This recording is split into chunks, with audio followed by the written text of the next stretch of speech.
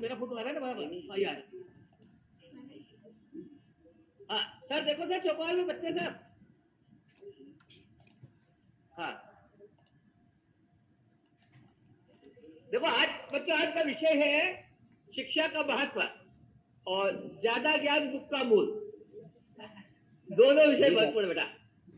किसी को बोलना है शिक्षा का महत्व और ज्यादा ज्ञान दुख का मूल पे है बेटा? अभी नहीं सोच के बोल सकते हैं। हाँ तो दादा पहले शिक्षा का महत्व और ज्यादा ज्ञान दुख का मूल। जी जी है ना? चलो ये लगा दे ना, ये लगा दे ना। मैं पढ़ाता हूँ, अटेंड कर लो चुपा। जी दादा। हाँ जी सर।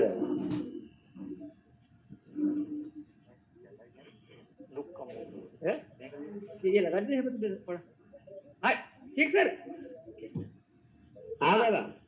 चलिए सर, 20,000 का 17,000 ऊपर ये लगा ना।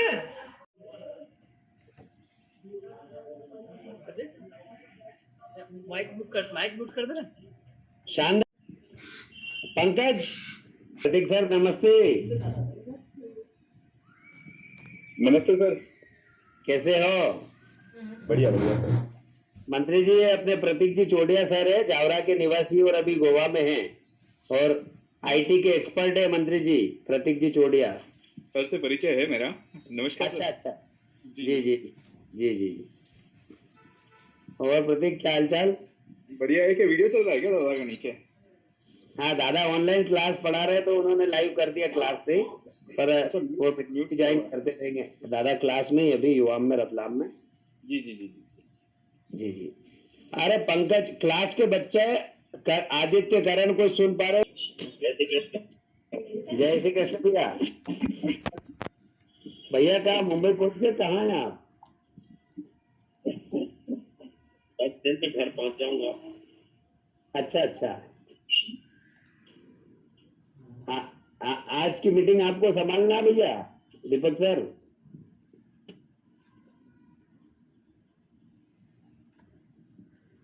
दस लोग हो चुके मंत्री जी, अपन शुरू करें? शुरू करते हैं। शुरू करते हैं। हाँ तो आप थोड़ी सी भूमिका भी बता दें और अगर और भी कोई साथी बोलना चाहे आज के विषय पे, शिक्षा का महत्व और ज्यादा अत्यधिक ज्ञान दुख का मूल।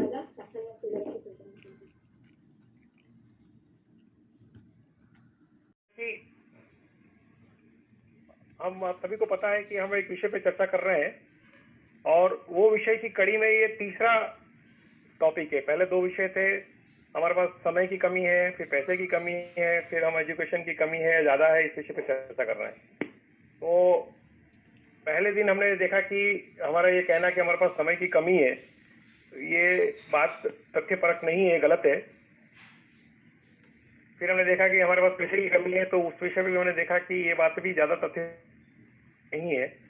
और उसी श्रृंखला में आज हम इस विषय पे बात कर रहे हैं कि पिछले समय में हमारी एजुकेशन में कमी है, तो वो बात भी नहीं है, क्योंकि इस पे भी आप देखेंगे तो पिछले 70 साल में देश में औसत साक्षरता दुगनी हो गई है।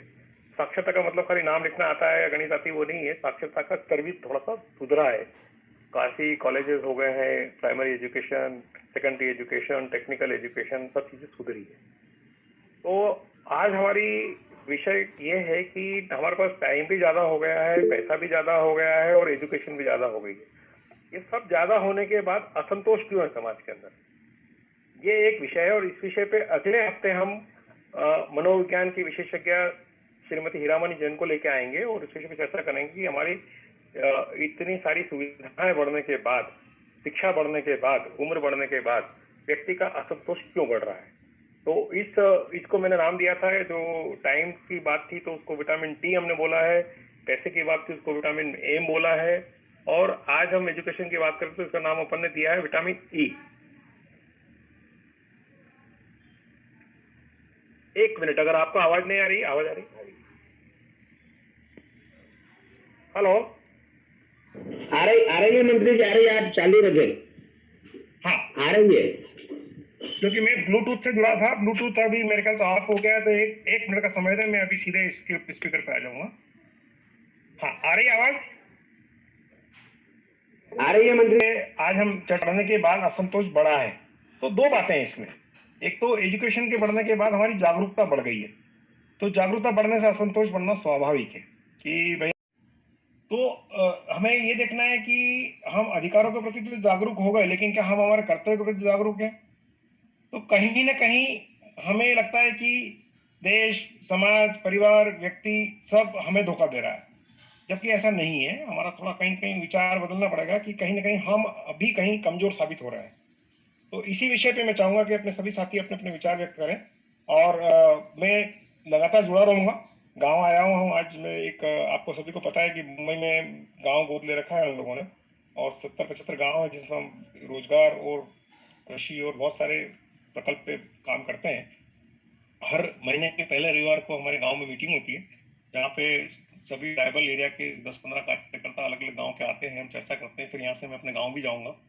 तो यही प्रकल्प आगे जाके हम ये इतना मैं इसलिए भी बता रहा हूँ कि युवाम का जो प्रोजेक्ट रतलाम में लगने वाला है, जिसमें आगे सीमित होती नौकरियों के माहौल में कैसे लोगों को स्वरोजगार के लिए तैयार करना, और आगे जाके एक बड़ा प्रकल्प हम रतलाम में लेके आने वाले हैं कि लोगों को स्वरोजगार के लिए तैयार करेंगे। और ईच वन टीच वन से हम each one create one job वाले माहौल पे आने वाले हैं कि कैसे लोगों को स्वरोजगार बनाए, उद्यमी बनाए, और कैसे उनको एंटरप्रेन्योरशिप डेवलपमेंट में लेके आए कि वो अपना न केवल खुद का बाकी समाज में और भी रोजगार डेवलप कर सके। तो युवाओं का अगला आयाम है।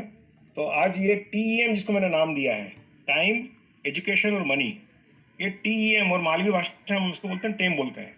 तो टेम मतलब लोग बोलते हैं टेम नहीं है साहब, हमारा घर है, मैं कैसे तरह काम करूँ, हमारा घर टेम ज्यादा है, काम है, ये बात होती है। तो ये हमारे पास TEM तीनों पिछले 70 साल में दुगने हो गए हैं। टाइम दुगना हो गया है, पैसा कई गुना हो गया है, और एजुकेशन बहुत अच्छी हो गई है। फिर भी समाज में असंतोष क्यों है, इस विषय पर हम चर्चा करेंगे। जहां तक जागरूक हुए हैं ये बहुत अच्छी बात है, लेकिन जागरूकता होने के साथ ईर्ष्या का भाव आना कि मेरे साथ कम है, दूसरे साथ क्यों ज्यादा है, उसको कैसे मैनेज करना, ये सब मनोभाव है हमारे। और हमारा पूरा युवाम की PSR चैनल का और युवाम की डिजिटल चौपाल का उद्देश्य यही रहा है कि हम समसामयिक विषयों पर चर्चा करें और अपने मनोभाव को सुधारने की कोशिश करें। जैसा कि एक बार मैंने पहले भी कहा था कि आचार्य तुलसी की प्रज्ञा अभियान की जो पुस्तक है, जो उन्होंने विचारों को बदलना सीखे हैं, इस विषय पे मैंने कई बार उस पुस्तक का जिक्र करता हूँ। तो उसमें यह है कि विचार बदलने के लिए हमारे भाव बदलना जरूरी है, भाव के स्तर पे काम करना। तो ये एजुकेशन के बढ़ने से हमारे मन में जागरूकता का भाव आए, बहुत अच्छी बात है, लेकिन ईर्ष्या का भाव आए तो गड़बड़ है। तो ये गड़बड़ को हम इसकी बडिंग जिसको बोलते हैं ना कि निपिंग इन द बड, जिसको जड़ में जड़मूल से ही समाप्त कर देना कि ईर्ष्या का भाव ही नहीं आए। तो इसी बात को ध्यान में रखते हुए हम आज की चौपाल की चर्चा शुरू करते हैं। और PSR मतलब पर्सनल सोशल रिस्पॉन्सिबिलिटी, जो दादा ने नारा दिया है, इसका मतलब ये है कि हम जागरूक बने। हमारे पास पैसा है, समय है, शिक्षा है, इतना सब होने के बाद कहीं ना कहीं हमारी समाज के प्रति जागरूकता की कमी है, या हमारे प्रति दायित्व के भाव की कमी है, उसको जगाना, यही युवाओं का उद्देश्य है, और यही मूल उद्देश्य पे हम लोग सब काम कर रहे हैं। तो मैं सभी साथियों से निवेदन करता हूँ कि ज्वाइन करें। बीच बीच में मैं थोड़ा 2-5 मिनट के लिए गुम हो जाऊंगा, क्योंकि मेरा वो ब्लूटूथ का स्पीक वो भी खराब हो गया है, बंद हो गया है, और मैं कहीं मीटिंग में जाने की स्थिति बनी तो। पर मैं अभी हूँ साथ में। आप अपना धर्मेंद्र सर बाकी श्रोताओं का आमंत्रित करें। और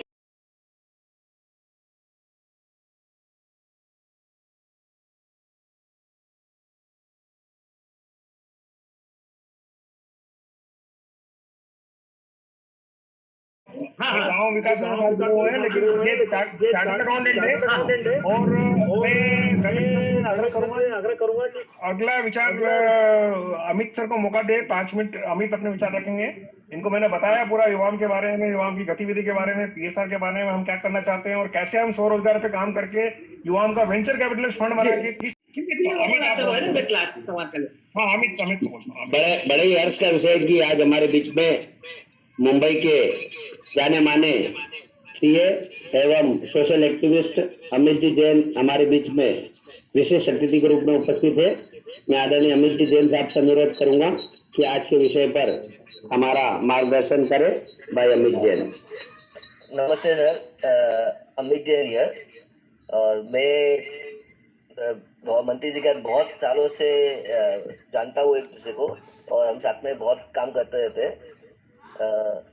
और ये जो आप काम करने का विचार है आपका बहुत ही बढ़िया है, और ऐसा लग रहा है कि ये हम लोग ने ये जो भी हम लोग गांव विकास योजना कर रहे हैं करेंटली, तो उसमें हमने बहुत सारी हमने बहुत टाइम से काम कर रहे हैं और हमने देखा कि इसमें बहुत सारी खामियां हैं, तो जो मंत्री जी ने बोला वो उसमें काम आएगी। और रिगार्डिंग एजुकेशन एक एग्जांपल अपना शेयर करना चाहता हूँ। जब 10वीं में रिजल्ट लेके आने में घर से टाइम लगता था कहीं पे, तो मम्मी बोलती थी कि पास मतलब कुछ फेल हो गया होगा इसलिए कहीं कहीं टाइम लगा रहा होगा, आ जाएगा रात को आराम से, ठीक है। और पास घर पे आने ही मम्मी पूछती थी पास हुआ कि नहीं हुआ, पास हो गया तो पेड़े बांटती थी। आज 90% आने पे पर पेरेंट्स गाली देते सुनाते कि नहीं इतना कम मार्क्स क्यों आया। तो ये सबसे बड़ा प्रॉब्लम यही है कि इंडिया में एक्सपेक्टेशन बहुत ज़्यादा हो गया है, पब्लिक पेरेंट्स का एक्सपेक्टेशन बहुत ज़्यादा है। हर पेरेंट्स चाहता है कि अपने अपने बच्चे को अब्रॉड भेजे, हर पेरेंट्स चाहता है कि अपने बच्चे को पहले से बचपन से इंजीनियरिंग का ट्रेनिंग दे, तो वो गलत है। मेरे बहुत सारे फ्रेंड आईटी बोर्ड में डालते हैं इसलिए फॉरेन, तो पहले से उसका रोड मैप डिसाइड करके इसको छोड़ देते हैं। तो ये डिसीजन बहुत गलत है। इस चीज को कैसे चेंज करना चाहिए, माइंडसेट को, वो उस पर विचार करना चाहिए। हमारे जमाने में पास होना बड़ी बात हो जाती थी और बड़ी में खुशी का माहौल होता था कि बच्चा पास हो गया। अभी तो 90% में माँ बाप दुखी हो जाते हैं कि पड़ोसी के बच्चे के 91 क्यों आ गए, उसके पड़ोसी के बच्चे 92 क्यों आ गए। तो ये जो आपाधापी मची है और ये दौड़ बची है, इसके अंदर कहीं न कहीं हम शिक्षा को भी कहीं न कहीं उसका जो मूल उद्देश्य है इससे भटक रहे हैं। तो धर्मेंद्र सर, मैं आपसे रिक्वेस्ट करूंगा कि अगले वक्ता को आमंत्रित करें। ने बहुत ही अच्छी बात रखी अपनी। आज की इस मीटिंग में हमारे बीच में युवा परिवार के वरिष्ठ साथी सुमन साई सर, दीपक जी अग्रवाल सर, कमलेश जी कुमावत साहब, बैंक ऑफ इंडिया में पदस्थ भाई रज्जाक खान, कृष्णकांत जी सेठिया युवा गरोड़ के संचालक भाई गौरव जाट, आलोक जी जोशी उपस्थित है। मैं अगले वक्ता के रूप में रज्जाक खान से अनुरोध करूंगा कि वे आज के विषय पर अपनी बात रखें। भाई रज्जाक खान। से विचार यही है कि एक तो सर सबसे पहले मैं माफी चाहूंगा सर, काफी दिनों से मैं ज्वाइन नहीं कर पा रहा हूँ और कुछ कारणों की वजह से ज्वाइन नहीं कर पा रहा हूँ। और एक जो है छोटी सी खुशखबरी भी दूंगा कि मेरे घर पे जो है अभी लास्ट मतलब 20 तारीख के दिन बेटा हुआ है। बधाई हो रज्जाक सर। और अपने विचार के रूप में रखना चाहूंगा क्योंकि मैं गांव में देख रहा हूँ यहाँ पे सर कि दूर से मतलब काफी दूर से जो है बच्चे स्कूल के लिए आते हैं, स्कूल के लिए आते हैं गांव से, और कितना उत्साह रहता है उन लोगों के अंदर, काफी उत्साह के साथ, मतलब चाहे उनके पास गाड़ी हो ना हो, किसी भी तरह पैदल भी आ रहे हैं, सरकार की जो सुविधाएं दी जा रही है उसका जो है मतलब फायदा उठाते हुए महिलाओं को बालिकाओं को तो साइकिल दी जाती है, तो उसको बिल्कुल इतना संभाल के और किसी भी तरह उससे वो स्कूल पहुंचते हैं समय पे। वो लोग जो है बहुत मतलब पहुंचने की कोशिश करते हैं। इसके अलावा वहाँ पे मतलब स्कूल में चाहे पढ़ाई हो रही हो नहीं हो रही हो, लेकिन वो लोग पूरी कोशिश करते हैं स्कूल में पढ़ाई हो, अच्छे से पढ़ना चाहते हैं, अच्छे से आगे जाना चाहते हैं। इसके अलावा जो लोग यहाँ पे जो है यहाँ से मतलब इंदौर पड़ता है सर 60 किलोमीटर। अभी 60 किलोमीटर में यहाँ पे काफी जैसे धनाढ़ जो लोग भी हैं, अच्छे अमीर लोग भी हैं, मतलब एक तरह से, तो वो लोग इंदौर से कुछ दूर पहले वहाँ पे एक बड़ा सा स्कूल है सर, तो उनके बच्चों को वहाँ पे गाड़ी से भेजते हैं वो लोग, वहाँ से गाड़ी आती है लेने के लिए, तो वो लोग थोड़ा सा फील करते हैं बच्चे लोग कि यार हम लोग क्यों नहीं जा सकते। तो हमारी सरकार और हमारा मतलब जो एक तरह से हमारा जो शिक्षा का जो मतलब तंत्र है, क्यों ना हम उसमें इतना सुधार करें कि वही सब सुविधाएं उन बच्चों को यहीं स्कूल पर मिल जाए, उन्हें इन्हीं सरकारी स्कूलों में, चाहे वो गांव में हो चाहे वो शहर में हो, और सभी जगह पे उन्हें उपलब्ध कराएं। बस सर मैं अपनी बात अभी यही समाप्त करूंगा। और धर्मेंद्र सर, रजाक सर ने बिल्कुल सही बात बोली है कि गाँव में भी सुविधा बढ़ रही है। मैं यहाँ पे मेरी एक चीज आपसे निवेदन करूंगा और माफी मांगूंगा कि मेरी मीटिंग चालू होने वाली है, तो जी। मैं एक 15-20 मिनट के आधे घंटे के लिए जाऊंगा, वापस सर। ज्वाइन करूंगा मैं आपके साथ में। जी जी चर्चा के समापन पे मुझे पूरा भरोसा है, इतने देर तक ये मीटिंग गांव की नहीं चलेगी, तो जी। वो चर्चा के समापन में मैं वापस ज्वाइन करूंगा, तब तक आप चर्चा करें। ओके, थोड़ा पॉइंट हो तो धन्यवाद। मुझे बता देंगे तो मैं अपने विचार उसमें रख पाऊंगा, ठीक है? जी। थोड़ी देर के लिए अदर एक्टिविटीज के लिए जरूरी नहीं है कि स्कूल में ही वो सब चीजें मतलब उन्हें मिल पाए। स्कूल के अलावा भी चाहे तो वो लोग मतलब कहीं पे दूसरी जगह पे अपना खेलों से संबंधित मतलब खेल से संबंधित हो, उनके अंदर सॉरी सेना में जाने के लिए 8वीं 10वीं तक के बच्चे वो लोग रात के समय मतलब जिसका जो फिजिकल एक्टिविटीज होती है वो उसके लिए तैयारी कर रहे हैं, फिजिकल एक्टिविटीज के लिए तैयारी कर रहे हैं। फिजिकल एक्टिविटीज में चाहे अंधेरा हो लेकिन वहाँ दौड़ भाग लगा रहे हैं, अच्छे से बिल्कुल तैयारी करते रहते हैं। किसी भी तरह से वो मतलब चाहते हैं कि उनके रोड पे तैयारी कर रहे हैं। और यही मतलब इसी का एक मतलब मूल रूप से ज्यादातर जो सैनिक होते हैं वही गांव के लोग होते हैं, गांव के किसान के बच्चे होते हैं। बाकी शहरों में तो ये सब चीजों के बारे में ज्यादा लोग सोचते नहीं है। शहरों में तो ज्यादातर क्या है, बच्चों को या तो कोई इंजीनियर बनाना चाहता है, डॉक्टर बनाना चाहता है, लेकिन यहीं पे सिर्फ एक मतलब गांव के लोग ही ज्यादातर चाहते हैं कि नहीं हमारा बच्चा खोज करके हमारे देश के लिए। उस नाते से सिर्फ एक संदेश देना चाहूंगा कि ये जो मतलब इतने दिनों से चल रहा है लेकिन उसका कुछ अभी तक बोलते ना नतीजा नहीं निकला है, एक तरह से उसका रिजल्ट अभी तक नहीं आया है। तो कोशिश करूंगा कि उस बात को किसी भी तरह उसका मतलब एक हल निकले। ठीक सर, मैं समाप्त करूंगा। आप आगे आप जिसको भी जो है जी, बहुत बहुत धन्यवाद भाई रज्जा खान सर। आपने बहुत ही अपनी मन की जो व्यथा है उसको बताया, जो सामाजिक स्थिति है अभी गांव में और विशेषकर से पिछड़े हुए गांव में, उसके बारे में आपने अपनी चर्चा में विस्तार से बताया। अब मैं अगले अगले वक्ता के रूप में कमलेश जी कुमावत साहब से अनुरोध करूंगा कि वे अपनी बात रखें। जी नमस्कार अग्रवाल जी। दो एक बार तो शामिल होने का मौका ही नहीं मिला, कहीं ना कहीं व्यस्त रहते हैं तो थोड़ा अच्छा, जब चूक जाते हैं तो ऐसा लगता है कि कहीं कुछ छूट गया आज अपने से, क्योंकि सुबह सुबह जो ज्ञान की मशक्कत हो जाती है और अच्छे अच्छे लोगों से उनकी ज्ञान की बातें सुनने को मिलती है तो मन बड़ा अच्छा रहता है, अच्छा लगता है कि आज इन्होंने ये बात अच्छी बोली। तो और कुछ नहीं तो कम से कम 1% 2% बात भी अगर अपने को याद रह जाती है तो कहीं ना कहीं अपने जीवन में उसका फायदा मिलता है। प्रयास करता है और वो अपने आप को ज्यादा इंटेलिजेंट समझता है, लगभग उसी के ऊपर आज का ये जो विषय है तो इसमें मैं एक शुरुआत करना चाहूँगा, एक शेर से शुरुआत करना चाहूँगा।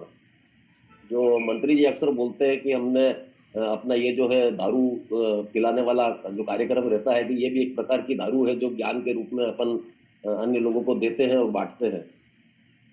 तो कहना चाहूँगा कि तुम क्या जानो शराब कैसे पिलाई जाती है, खोलने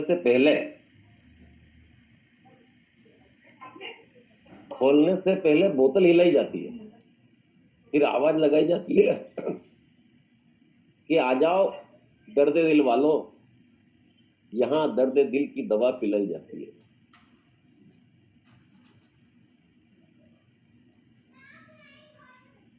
ज्ञान के बाद यदि अहंकार का जन्म होता है तो यह ज्ञान जहर है, किंतु ज्ञान के बाद यदि नम्रता का जन्म होता है तो यह ज्ञान अमृत होता है। घमंड और पेट जब बढ़ते हैं तब इंसान चाहकर भी किसी को गले नहीं लगा सकता। व्यक्ति का अहंकार अच्छे से अच्छे संबंधों को बर्बाद कर देता है। एक कहावत है, अधजल गगरी छलकत जाए, मतलब जब घड़ा आधा भरा होता है तो छलकता ज्यादा है और आवाज ज्यादा करता है, जबकि भरा हुआ घड़ा कम आवाज करता है। बुद्धिमान व्यक्ति को हमेशा यही लगता है कि उसे सब कुछ मालूम नहीं है, हर चीज की जानकारी नहीं है, बहुत कुछ जानना बाकी है, बहुत कुछ सीखना बाकी है, बहुत सारा ज्ञान बटोरना बाकी है। ज्ञान की ललक हमेशा रहती है। इसके विपरीत अधूरे ज्ञान वाले व्यक्ति हमको हमेशा यही लगता है कि वो ज्ञानी है। ज्ञान जीवन के लिए अत्यंत लाभदायक एवं आवश्यक है, पर आधा ज्ञान विषैला होता है, हानिकारक होता है। अधूरा ज्ञान संपूर्ण ज्ञान की जगह कभी नहीं ले सकता। जो काम संपूर्ण ज्ञान करेगा वह अधूरा ज्ञान कभी नहीं कर सकता।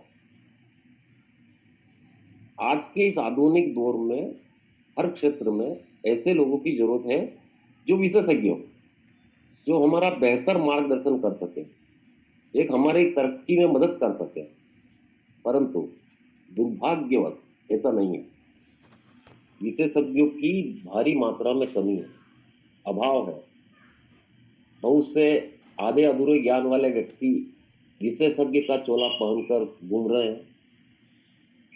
हमें सही और ढोंगी के बीच में फर्क करना आना चाहिए। आज के इस तकनीकी युग में थोड़ा या अधूरा ज्ञान कभी भी नहीं टिक पाएगा। ज्ञान है तो सब कुछ है, ज्ञान से ही जीवन संवरता है। ऐसा कहते हैं कि अधूरा ज्ञान खतरनाक है। ज्ञान तो ज्ञान है, क्या पूरा क्या अधूरा। पर जरा सोचिए, अगर डॉक्टर को सर्जरी और दवाओं के बारे में अधूरा ज्ञान हो तो क्या भविष्य होगा उसके छात्रों का। अगर एक डॉक्टर को अधूरा ज्ञान है तो क्या होगा उन मरीजों का। अगर एक ड्राइवर को अधूरा ज्ञान है तो क्या होगा वाहन में बैठे लोगों का। अगर एक सिपाही को अधूरा ज्ञान है तो क्या होगा देश की सुरक्षा का। तो इस प्रकार अधूरा ज्ञान हानिकारक ही नहीं बल्कि बहुत कष्टदायक भी हो सकता है।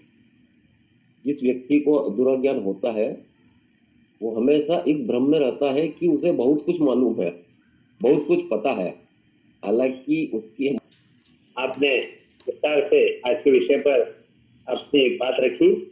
अगले वक्ता के रूप में मैं भाई कृष्णकांत सेठिया से अनुरोध करूंगा, युवा गरुड़ के संचालक है भाई कृष्णकांत सेठिया अपनी बात रखें। कृष्णकांत, अपना जो आज का विषय है शिक्षा का महत्व और ज़्यादा शिक्षा, उसमें भी ज़्यादा ज्ञान भी दुख का कारण। ठीक बात है। पहले विषय पे अपने विचार वो रखूंगा। शिक्षा का महत्व हमारे जीवन में बहुत अधिक है, ये तो सबको पता है, हम सब जानते हैं। किंतु शिक्षा के अभाव में कई बार कुछ समाज हमारा आज भी पर्याप्त शिक्षा से वंचित हैं। और समाज की जो नई पीढ़ी है, जो बच्चे हैं, वो भी उन समाज के कई बच्चे अभी भी शिक्षा से पूर्णतः वंचित हैं। और वंचित रहने पे ऐसे समाज को या ऐसी पीढ़ी को भटकाना बड़ा आसान हो जाता है, क्योंकि जब नई पीढ़ी में वर्तमान समय की जानकारी नहीं होगी, वर्तमान समय को नहीं पहचानेगा या किन्हीं मुद्दों पे अगर उसको जानकारी नहीं होगी तो उसको किसी भी दिशा में ले जाना बड़ा आसान होता है। तो हम जो लोग शिक्षित हैं, हमारा दायित्व बनता है कि जो समाज का वर्ग आज भी उस शिक्षा से वंचित है, अपना शिक्षा के अधिकार से वंचित है, उसको शिक्षित किया जाना चाहिए। तो अपने यहाँ गरोठ में हमने अभी एक प्लान किया है कि ऐसे कुछ मोहल्ले हैं जहाँ पे कुछ समाज विशेष के लोग रहते हैं, उनके बच्चे आज भी स्कूल नहीं जाते हैं। वो आर्थिक कारणों से भी हो सकता है या सामाजिक जागरूकता नहीं होने के कारण भी हो सकता है, कई कारण हो सकते हैं, परंतु आज भी उनके बच्चे स्कूल नहीं जाते। उनके जो पुरानी पीढ़ियाँ रही है वो भी कभी स्कूल नहीं गई है, शिक्षित नहीं है। तो हमने ऐसा विचार किया है कुछ रिटायर्ड शिक्षकों के साथ मिलके, क्योंकि रिटायर्ड जो शिक्षक होते हैं उनके पास काफ़ी समय होता है, तो उनके समय का सदुपयोग करने के लिए हमने विचार किया है कि ऐसे मोहल्लों में जाके वहाँ पे एक क्लास शुरू की जाए। तो आसपास के मोहल्ले के बच्चों को इकट्ठा करके और बच्चों के साथ ही जो बुजुर्ग लोग हैं या जो बड़ी उम्र के लोग हैं जो पढ़ना चाहते हैं, पढ़ना से मतलब मेरा शिक्षित होना चाहते हैं, लिखना और पढ़ना चाहते हैं कि हमको पढ़ना और लिखना आ जाए, ऐसे लोगों की क्लास शुरू करना चाहते हैं। कुछ रिटायर्ड शिक्षकों से मेरी व्यक्तिगत चर्चा हो चुकी है। वो लोग भी निःशुल्क इस काम के लिए तैयार हैं, अपना समय देने के लिए तैयार हैं। तो ऐसा एक हमने सेवा का प्रकल्प शुरू करने का विचार किया है और बहुत जल्दी मतलब एक कमरे की व्यवस्था हो जाएगी जैसी व्यवस्था होती है, और हम इस काम को शुरू करने वाले हैं। अब इसके साथ जुड़ा हुआ जो विषय था एक और, ज्यादा ज्ञान दुख का कारण, तो ये भी बिल्कुल सत्य बात है। जब व्यक्ति को अपने ज्ञान का घमंड हो जाए तो वो भी बहुत दुख का कारण होता है, क्योंकि घमंड किसी भी चीज का ठीक नहीं होता है। अति सर्वत्र वर्जित। जब ज्ञान का हमको घमंड हो जाएगा तो वो निश्चित रूप से हमारे पतन का कारण बनेगा। और ज्ञान से वैसे तो विनम्रता आनी चाहिए, जितना ज्ञान बढ़ता जाए वैसे वैसे व्यक्ति में विनम्रता आनी चाहिए, नम्रता आनी चाहिए। किंतु कई बार अगर थोड़ा सा भी अगर व्यक्ति को घमंड हो जाता है तो वहीं से उसका पतन शुरू हो जाता है। तो व्यक्ति को अपने ज्ञान पे घमंड ना करते हुए जितना ज़्यादा ज्ञान मिले उतना ज़्यादा उसको विनम्र बनते जाना चाहिए। आप पूरी कर लीजिए, फिर मैं अपनी बात रखूंगा।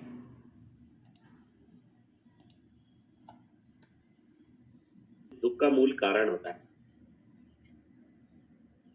ज्ञान को सिर्फ हम किताबी से अगर जोड़ें कि उसने डॉक्टरी की पढ़ाई करी, कि उसने कुछ और किया, या बीएससी, एमएससी, बीकॉम, एमकॉम, तो शायद हम गलत होंगे।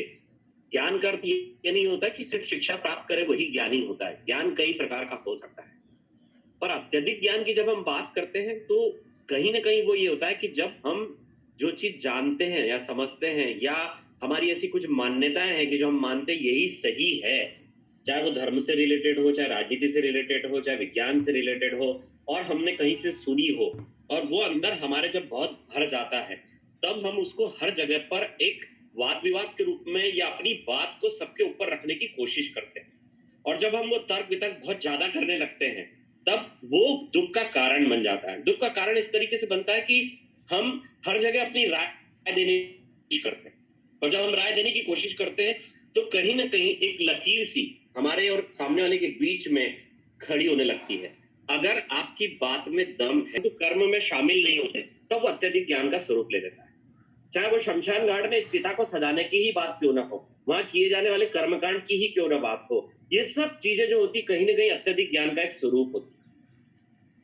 तो कहीं पर भी जब हम चार लोगों के बीच में, दो लोगों के बीच में बैठे हैं, सुन रहे हैं, समझ रहे हैं, तो हमारी जो बात है वो किसी के दिल को ना दुखाए, किसी को ऐसा ना लगे कि यार ये अतिशुक्ति वाली बात कर रहा है, तब वो लगता है कि आपका ज्ञान जो है वो किसी के अच्छे के लिए, किसी के भले के लिए है, समाज के भले के लिए वो मान्यता, वो माना जा सकता है। परंतु जब हम उसको बखारने की कोशिश करते हैं तो अत्यधिक ज्ञान का स्वरूप लेता है। और जैसे जैसे हम बहस को बढ़ाते हैं, विवाद को बढ़ाते हैं, या चीजों को और गहराई में जाने की कोशिश करते हैं, वो हमारे स्वयं के लिए और हो सकता है सामने वाले के लिए भी दुख का कारण बन सकता है। तो ये जो बात कही गई कि अत्यधिक ज्ञान दुख का मूल कारण है, ये यहाँ पर लागू होती है कि जो भी चीज आपके पास है, जो भी आपने अनुभव लिया है, ज्ञान लिया, सब कुछ लिया है, उसका सदुपयोग हम करें, उसका दुरुपयोग नहीं हो। उसको किसी को नीचा दिखाने के लिए हम उपयोग में नहीं लाए। कुमावत जी ने एक बात कही थी शेर शायरी के माध्यम से शराब को लेकर, तो आपने देखा होगा कि एक प्रश्न एक बार मेरे ही द्वारा खड़ा किया गया कुछ ऐसे लोगों में जो आए दिन इस प्रकार का सेवन किया करते थे। मैंने उनसे पूछा, मैंने उनसे कहा कि मैंने कहा एक बात बताओ यार, ये चीयर्स क्यों करते हो आप? मैंने कहा इसके पीछे क्या कारण है? उन्होंने जवाब नहीं दे पाए। बस करते हैं, परंपरा है, मान्यता है, चली आ रही। पर मेरा सबकॉन्शियस माइंड जो था, जो मेरा सिक्स्थ सेंस था, जिसने उसको समझने की कोशिश करी, उसका एक कहना था कि जिसने हाथ में ली है तो उसकी त्वचा को स्पर्श कर रहा है, एक इंद्री को पता चल गया कि ये चीज खराब है, संभल के।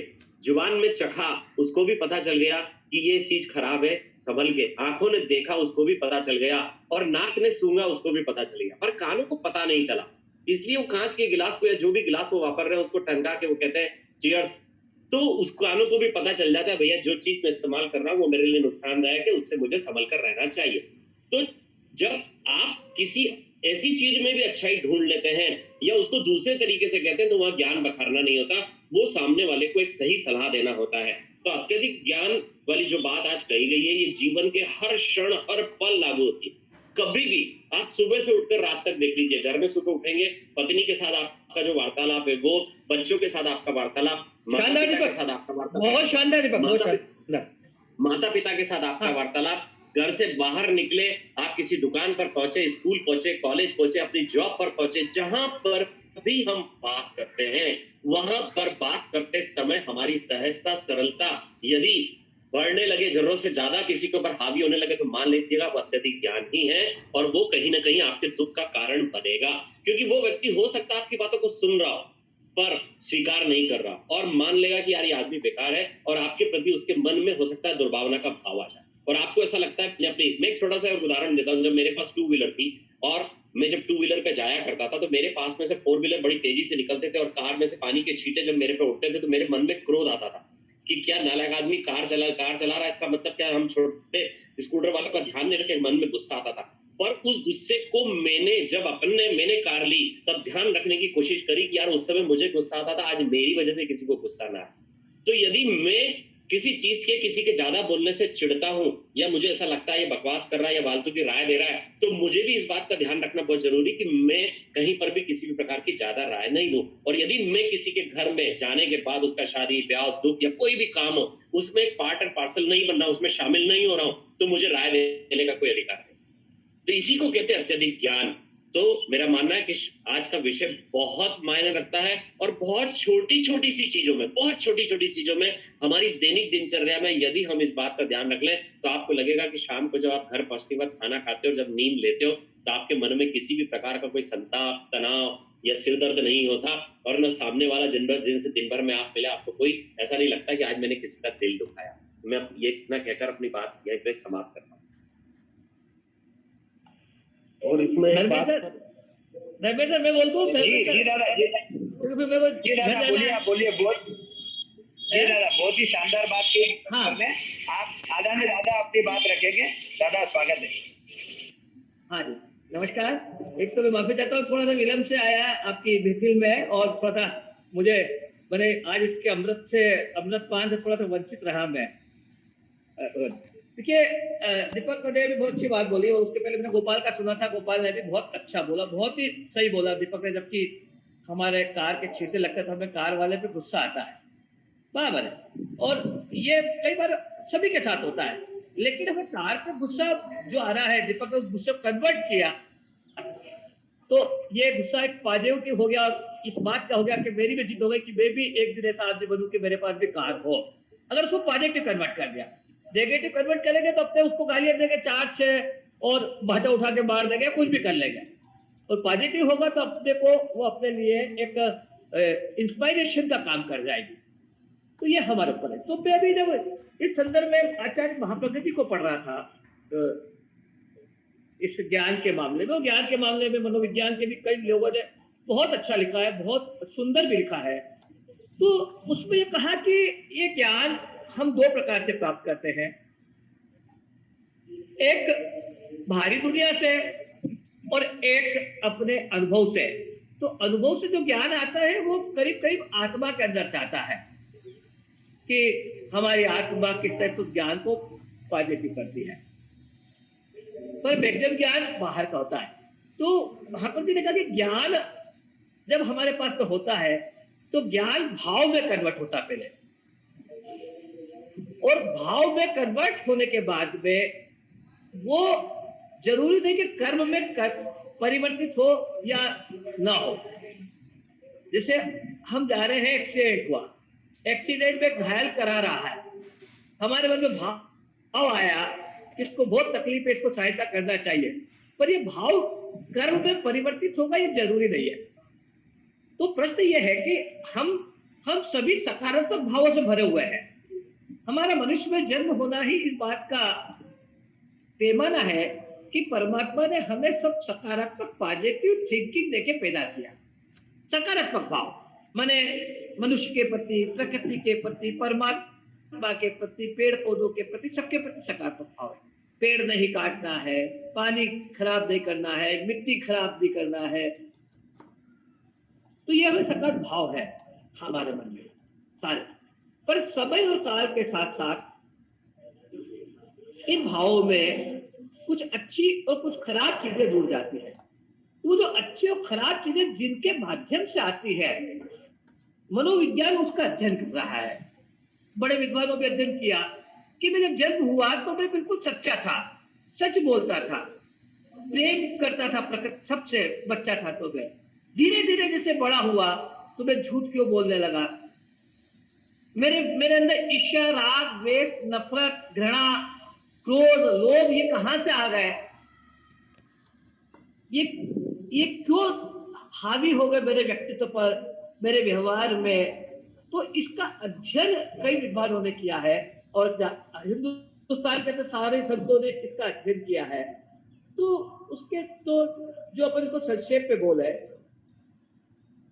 कि हमारे इन्वायरमेंट में जो चीजें हमारे आसपास है हमें उसका निरंतर अध्ययन करते रहना चाहिए कि हम किस तरह के साहित्य में रुचि लेते हैं, हम विजुअल एंटरटेनमेंट में किस तरह का विजुअल एंटरटेनमेंट करते हैं, हम दृश्य देखने में, पढ़ने में किस तरह के अखबार की खबरों को पढ़ते हैं। अखबार में सब तरह की खबरें हैं, असली भी है, सनसनी वाली भी है, नकारात्मक भी है। तो किस तरह की खबर हम पूरी पढ़ने का हमारा मन करता है, हम किस तरह के लोगों के बीच पे रहते हैं, म्यूजिक कैसा सुनते हैं, बिल्कुल शांत भाव का म्यूजिक सुनते हैं कि बहुत फास्ट तेज म्यूजिक सुनते हैं, हम किस तरह का भोजन करते हैं। ये ऐसी सारी बातें हमारे भाव को कर्म में परिवर्तित करने के काम में आती है। इन बातों की शुद्धता के पैमाने विद्वानों ने कई बार तय किए हैं कि भाई विचार की शुद्धता कैसे हो। देख तो भावी ने तो कहा था सम्यक दर्शन, सम्यक ज्ञान और सम्यक चैत्र। ये सम्यक बने वही सत्य से भी परे सत्य। तो हम कैसे अपने को, अपने घर को इस तरह के बने जो मैंने गुण वायक में साहित्य, संगीत और अखबार, पत्रिकाएं, टीवी, मोबाइल, इसको किस तरीके से हम एक अच्छे टूल्स के रूप में उपयोग करें। टूल किट खूब चल रहा, तो कैसे अच्छे टूल किट उपयोग करें और इसको अच्छा टूल्स कैसे बनाएं। और जैसे अपन कई बार अपन साहित्य पढ़ते हैं तो आपने एक कहानी सुनी होगी बाबा भारती की। दीपक कहानी सुनी होगी तेरे? मेरे जमाने में चलती थी हार की जीत। बिल्कुल सुनी। घोड़ा लेके चला जाता डाकू खड़क सी। कहानी कभी कभी कहानी पर चर्चा होगी तो मैं इसी कहानी को बोलूंगा। घोड़ा लेके चला गया डाकू खड़क सी, तो बाबा ने उससे कहा कि इस घटना को किसी से मत कहना, नहीं तो कोई गरीबों पर विश्वास नहीं करेगा। सही बात। ये दीपक एक प्रतीकात्मक कहानी है। बाबा हमारे जीवन में भी ऐसा, हमारे जीवन में भी कई लोग हमारे साथ में चोट कर जाते हैं, जैसे बाबा के साथ चोट कर गए। कभी गरीब बन के, कभी माँ को बीमार करके, कई बच्चे की फीस भरने के नाम पे या और किसी नाम पे चोट कर जाते हैं। अब हम इस घटना को किसी से कहे कि न कहे। अब दो विचार आते हैं। एक कहते हैं कि इस घटना को अगर नहीं कहेंगे तो ये जो बेईमान लोग हैं पूरी दुनिया को लूटते रहेंगे। एक विचार आता है कि इस घटना कहेंगे तो कोई गरीबों की मदद नहीं करेगा, आधी रात को आने वाले किसी बीमार की मदद नहीं करेगा, किसी बच्चे की फीस देने के लिए पैसा। इस घटना को किसी से मत कहना। मैं सोचूंगा कि दीपक को गोपाल अगले में या सुमन सर अगले में इस बारे में रखे विचार कहानियों के बारे में, तो इस पर चर्चा हो कि इस घटना को किसी से कहना कि नहीं कहना। तो इस तरह से हम हमारे विचारों को पुष्ट करें और ज्ञान को कितना हम सम्यक ज्ञान में कन्वर्ट करें। जब भावी ने कहा सम्यक ज्ञान, सम्यक दर्शन, सम्यक चारित्र, तो उस ज्ञान को कितना सम्यक बनाए। ज्ञान जैसे ही सम्यक होगा तो दर्शन, विचार, देखना, सोचना सम्यक हो जाएगा, और जब ये दोनों सम्यक हो गए तो चैत्र भी सम्यक हो जाएगा। तो ज्ञान को सम्यक करने के लिए हमारी यात्रा जिंदगी भर चलती रहती है। हम जिंदगी भर चलते रहे इस यात्रा पे कि हमारे ज्ञान को कैसे सम्यक करें और कैसे इसको अच्छा बनाए, कैसे अच्छे साहित्य को घर में लाए, कैसे अच्छे संगीत को सुने और बच्चों को सुनाए, परिवार को सुनाए, कैसे अच्छे साधु संतों के दर्शन करने जाए, वहां घंटे 2 घंटे रुके, वहां का माहौल देखने की कोशिश करें। मंदिर में जाके हम क्या सोचे, सिर्फ एक मशीन के रूप में भगवान के चरण स्पर्श किए, ने वंदन किया, ने अपने मंत्र का जाप किया और बाहर निकल जाए, कि मंदिर में जाके कुछ अंदर से भी सोचने का प्रयास करे, कैसे अच्छे लोगों की सत्संग करने की कोशिश करे, उनसे चर्चा करने की कोशिश करे, उनके पास बैठने की कोशिश करे। ये सारी बातें हम करेंगे तो हमारे अंदर जो सात्विक और पॉजिटिव ज्ञान है वो भाव में बदलने के बाद में कर्म में बदल जाएगा। तो मैं एक तो सुनता हूँ। अब दूसरे विषय पे आ जाए जो गोपाल जी ने दिया है, ज्यादा ज्ञान दुख का मूल। ये जब भी मैं ये बात सुनता हूँ तो मुझे मुरली भैया याद आते हैं, और मुरली भैया हमेशा कहते हैं कि ज्यादा ज्ञान दुख का मूल है। तो देखिए ये अपने निजी जीवन में लागू होती है कि ज्यादा ज्ञान है तो खाने पीने में साड़पत कर रहे हैं, कोरोना में साड़पत कर रहे हैं, मिलने जुलने में। लेकिन ये वजह क्या बात है, पर इसमें एक बात सच है कि ज्ञान तो वैसे कभी ज्यादा होता नहीं है, क्योंकि चाइना की कहावत है कि तू ज्ञान की खोज कर रहा है तो तू ज्ञानी है, और जिस दिन तेने ये समझ लिया कि तू उसे पा गया तो तू मूर्ख है। तो ज्ञान कभी पूर्ण तो होता ही नहीं है। हम हमेशा जीवन में मरेंगे जब तक अपूर्ण ही रहेंगे ज्ञान के मामले में। तो वास्तव में ज्ञान ज्यादा होता ही नहीं है, लेकिन ये कहावत जो बनी हुई है कि ज्यादा ज्ञान दुख का मूल, ये एक सांसारिक जीवन को लेकर मजाक के रूप में बनी है। और ये उस वक्त कहते हैं कि जहां हम ज्ञान नहीं लगाना वहां ज्ञान मत लगा। 4 दोस्तों में किसी ने कहा कि चलो चाय पिए, 3 ने कहा पी लेते हैं और एक को नहीं पीना। अब वो एक को नहीं पीना तो अपनी सफाई में उसने चाय के दुष्परिणाम ढूंढने शुरू कर दिए। चाय पिएगा तो एसिडिटी बढ़ जाएगी, चाय पिएगा तो ये बढ़ जाएगा, चाय पीने से ये रोग हो जाएगा। तो यहाँ पे ये कहावत बनी कि ज्यादा ज्ञान दुख का मूल है। भाई तेरे पास ज्ञान है, लेकिन इस ज्ञान को अभी कहने का समय नहीं है। मैं 2 मिनट लगे मेरे। हाँ, ज्ञान को कहने का समय नहीं है, इसलिए तू इस ज्ञान को भी छोड़ दे। ज्यादा ज्ञान दुख का मूल है, इसको ज्यादा, ये जो अति ज्ञान का दुख का, कब ज्ञान को कम करना ये भी जरूरी है। आखिरी बात वो गीता ने भी कहा है। मैंने जब गीता की व्याख्या की थी श्लोक अध्याय 3 की, तभी मैंने कहा था गीता ने कहा है कि अज्ञानी के सामने ज्ञान की बात नहीं करना। तो यहाँ पे अज्ञानी के साथ में ज्ञान की बात नहीं करना, ये तो गीता की बात है। लेकिन इसमें यह भी ज्ञात है कि जब परिस्थिति अनुकूल नहीं हो तब भी ज्ञान की बात नहीं करना। सामने ज्ञानी है लेकिन परिस्थिति उसके अनुसार नहीं है तब भी ज्ञान की बात नहीं करना। तो मैं सोचता हूँ कि हम जीवन में इसको थोड़ा स्वीकार करेंगे। हमारी दिनचर्या में जहां जहां सुधार करने की आवश्यकता है, निरंतर प्रक्रिया चलती रहेगी। घर में सुधार की प्रक्रिया चलती रहेगी। घर का माहौल अच्छा बनाने के लिए, घर में ज्ञान को सार्थकता देने के लिए हम अच्छी चीजों का समावेश करना शुरू करेंगे तो निश्चय ही हम एक अच्छे जीवन को प्राप्त करेंगे, जिसमें सुख होगा, आनंद होगा और परम आनंद होगा, परमात्मा का वास होगा। धन्यवाद। जय हिंद। पंजाब नेशनल बैंक में शाखा प्रबंधक के पद पर पदस्थ है भाई रितेश ठाकुर।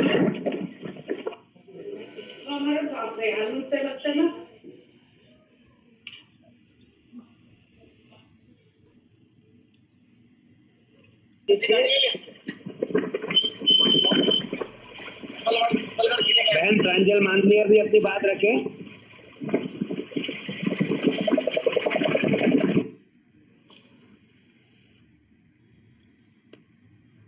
हेलो,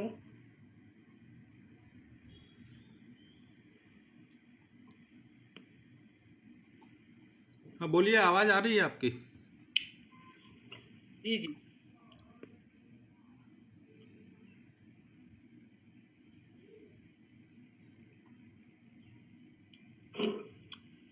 हेलो, बात नहीं आ रही।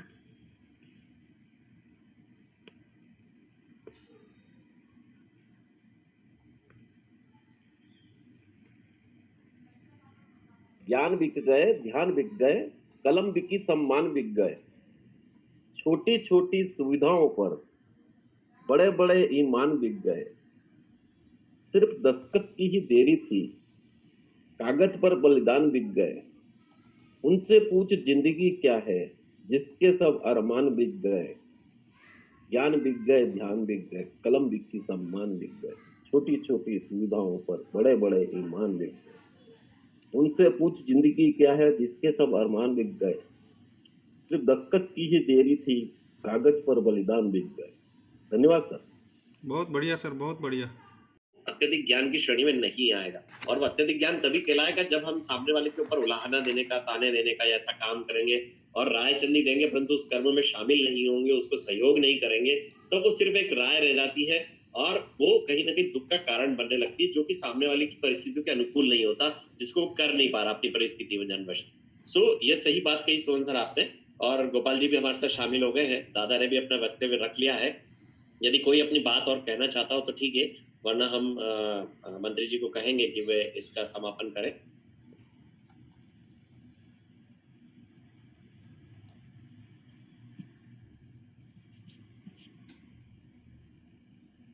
कोई और जो अपनी बात कहना चाहता हो?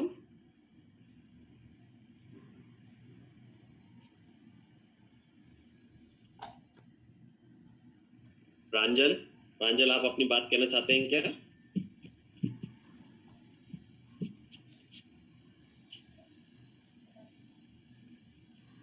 मेरा मानना है गोपाल सर कि अब हमें इसको समापन की ओर ले जाना चाहिए। मैं माफी चाहता हूँ, बीच में नहीं था और सुमन सर का वक्तव्य सुनते समय मैं वापस आ गया, तो सुमन सर की बात मैंने सुनी और इसमें एक दो बातें और जोड़ना चाहूंगा कि एक भगवत गीता में बड़ी अच्छी बात भगवान कृष्ण ने लिखी है। अति ज्ञान का यूज नहीं किया, उन्होंने कहा है व्यर्थ ज्ञान, व्यर्थ आशा, व्यर्थ चिंता और व्यर्थ कर्म, इनसे व्यक्ति को बचना चाहिए।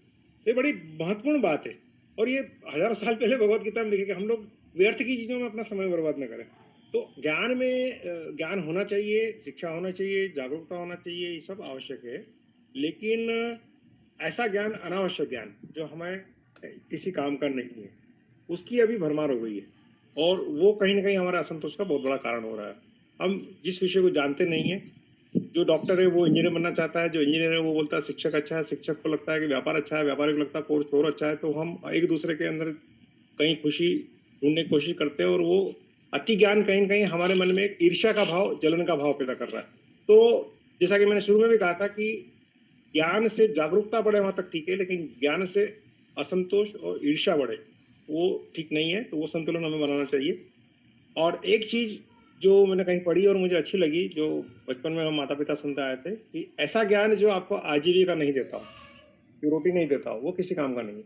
तो ऐसे व्यर्थ के ज्ञान में अभी हम लोग लगे हुए हैं, तो उसमें से बचे, हमारे बच्चों को बचाए कि ऐसा व्यर्थ का ज्ञान सोशल मीडिया पे जो घूम रहा है या कहीं भी मिल रहा है उससे बचा जाए। और जो सुमन सर ने कहा बिल्कुल सही है कि ज्ञान का उपयोग कैसे करना है, ये बहुत महत्वपूर्ण है। ज्ञान अपने आप में खराब नहीं है। और रामकृष्ण परमहंस ने एक बड़ी अच्छी बात बोली है कि, और उन्होंने एक जो बात बोली मैंने कभी पढ़ी नहीं और वो बड़ी अच्छी लगी सुनने में, कि वो विज्ञान को ज्ञान से ऊपर रखते हैं। ये सुनने में ही आश्चर्य हुआ, फिर मैंने ध्यान से पढ़ा तो वो जो बोल रहे हैं वो बड़ी अच्छी बात है कि चाकू से उंगली कटती है, इसके बारे में अगर आपको जानकारी नहीं है तो ये अज्ञान है। जैसे आपको पता लग जाता है कि चाकू से कुछ कट जाता है तो ये ज्ञान है, लेकिन चाकू से क्या काटना चाहिए और क्या नहीं काटना चाहिए ये विज्ञान है। ये बड़ी महत्वपूर्ण बात है। आग में हाथ डालने से हाथ जलता है ये मालूम नहीं है या ज्ञान है। बच्चे को अगर आग में हाथ डालता तो उसको पता नहीं आग में हाथ डालने से हाथ जलता है, तो वो डालेगा, दूसरी बार नहीं डालेगा। तो ये जानकारी नहीं होना अज्ञान है। आग से ये ज्ञान है। और आग से क्या जलाना, किसी का घर जलाना या किसी के घर में भोजन बनाना, उसका उपयोग कैसे करना, ये विज्ञान है। तो ये बड़ी महत्वपूर्ण बात है। हम अपने आसपास के वातावरण में ये देखें कि हम व्यर्थ ज्ञान, व्यर्थ भय, व्यर्थ चिंता, व्यर्थ कर्म, इनसे बचें और हमारे पास जो ज्ञान है उसका हम कैसे प्रामाणिक रूप से हमारे लिए और समाज के लिए, चिंतन के लिए उपयोग में लाएं, ये बहुत जरूरी है। और इसके लिए एक बात जो मैं अक्सर बोलता हूँ कि कहीं ना कहीं अपने को न्यूज़ फास्टिंग करना बहुत जरूरी है। जो मैं बार बार बोलता हूँ कि समाचारों का उपवास, समाचारों से दूर रहे। हमारे समाज में समाचार 90% समाचार नेगेटिव है। पॉजिटिव समाचार सुनने में नहीं मिलता है। कौन अच्छा काम कर रहा है आपको अखबार में दिखाई नहीं देगा, नेगेटिव दुनिया भर की खबरें आपको दिन भर मिलती रहती है। तो हम बेहतर रहें कि आप उसी चीज से दूर रहें। तो जितना अच्छा, ये अभी एक और कोरोना में हमने एक वर्ड सुना, सैनिटाइजेशन। हम सैनिटाइजेशन का इस्तेमाल करते हैं, हाथ धोने के लिए सैनिटाइजेशन का इस्तेमाल कर रहे हैं, अपने मन को साफ करने के लिए किस सैनिटाइजेशन का इस्तेमाल कर रहे हैं, हम कोई सैनिटाइजेशन का इस्तेमाल नहीं कर रहे। तो कहीं ना कहीं हमें अपना मानस को सैनिटाइज करके रखना जरूरी है। और मानस का सैनिटाइजेशन, मन का सैनिटाइजेशन अच्छे विचारों से, अच्छी पुस्तकों से और ये जो हम युवाओं की चौपाल रखते हैं, इसमें जो हम चर्चा करते हैं उससे संभव है। तो आज के विषय को हम यहाँ समापन करेंगे कि व्यर्थ का ज्ञान किसी काम का नहीं है, उससे बचें। और एक बात जो सुमन सर ने अच्छी कही कि हमें कई बार ज्ञान नहीं होता है तो हम बड़े सुखी होते हैं। ये मेरे बचपन का एक किस्सा सुनाता हूँ। मैं विज्ञान का विद्यार्थी कभी रहा नहीं, विज्ञान मैंने पढ़ी नहीं है। तो दीपक सर आपको पता होगा, रतलाम में खटमल बहुत हुआ करते थे आज के 25-30 साल पहले। अभी तो बंद हो गए, खटमल दिखते नहीं, खटमल बहुत होते थे। तो मैं मित्र के साथ, दीपक चौहान जो मेरे मित्र हैं और स्टेट बैंक ऑफ इंडिया में रहे, वो रिटायर हो गए, तो हम लोग साथ में पढ़ते थे। तो मैं बड़े आराम से सोता था और वो रात भर खटमलों को पकड़ पकड़ के ग्लास में डालता रहता था और नींद नहीं निकाल पाता था। तो मैंने उससे पूछा, यार ये मच्छर काटने से तो समझ में आता है, खटमल से तेरे को नींद क्यों नहीं आती? खटमल से तो कुछ तकलीफ तो होती नहीं है, काटता रहता है, तू क्यों परेशान होता है? तो बोले नहीं, तेरे को प्रॉब्लम ये है कि मैं बायोलॉजी का स्टूडेंट में, विज्ञान का विद्यार्थी, मुझे मालूम है खटमल काटने से बीमारी क्या होती है, तेरे को मालूम नहीं है, इसलिए तेरे को गहरी नींद आ जाती है। तो कई बार ऐसा होता है कि हमें कोई चीज जानकारी नहीं होती है तो हम बड़े सुख में रहते हैं, और जहाँ जानकारी होती है वहाँ दुखी हो जाते हैं। तो ऐसे ज्यादातर वो लोग ज्यादा दुखी है जो व्यर्थ का ज्ञान रख रहे हैं। तो इसके साथ ही अपन आज चर्चा का समापन करते हैं, और अगले सप्ताह हमारे इसी कार्यक्रम की अंतिम कड़ी में बहन हीरा उपलब्ध होगी, और उनसे मैंने आग्रह किया है कि ये जो टाइम, एजुकेशन और मनी, TEM, ये टेम जो हमारे साथ बढ़ गया है और इससे जो ऊर्जा बढ़ी है, उस ऊर्जा का रचनात्मक कार्य में कैसे हम लोग डाइवर्शन करें ताकि अनावश्यक चीजों से बचें और अनावश्यक तनाव से बचें। आज के समाज में तनाव का बहुत बड़ा कारण ही यही है कि सब चीज़ों की अधिकता है। मैंने शुरू से एक ही बात कही है कि इन तीनों चीज़ों की कमी है, ये कहीं ना कहीं हमारी समझ की फेर है। ये सब तीनों चीज़ें बढ़ गई है, ये हमारी समस्या है। और मनुष्यता ने, एक और छोटी सी आखिरी बात बोलूंगा कि मनुष्यता ने, हमने कहीं भी एबंडेंस या विपुलता को मैनेज करना मनुष्य ने सीखा ही नहीं है। गरीबी को मैनेज करना हमें आता है, अभाव को मैनेज करना आता है, लेकिन विपुलता को हम आज तक मैनेज नहीं कर पाए हैं। द्वारिका भी भगवान कृष्ण के रहते रहते डूब गई थी क्योंकि वो प्रचुर समृद्ध थी। तो समृद्धि को लंबे समय तक मैनेज करना मनुष्य आज तक नहीं सीख पाया है। ये बहुत महत्वपूर्ण बात है। समृद्धि चाहे धन की हो, चाहे ज्ञान की हो, चाहे समय की हो। इसके साथ ही आज अपनी चौपाल समाप्त करते हैं। धन्यवाद। कोई और साथी कुछ विचार रखना चाहे तो बताएं।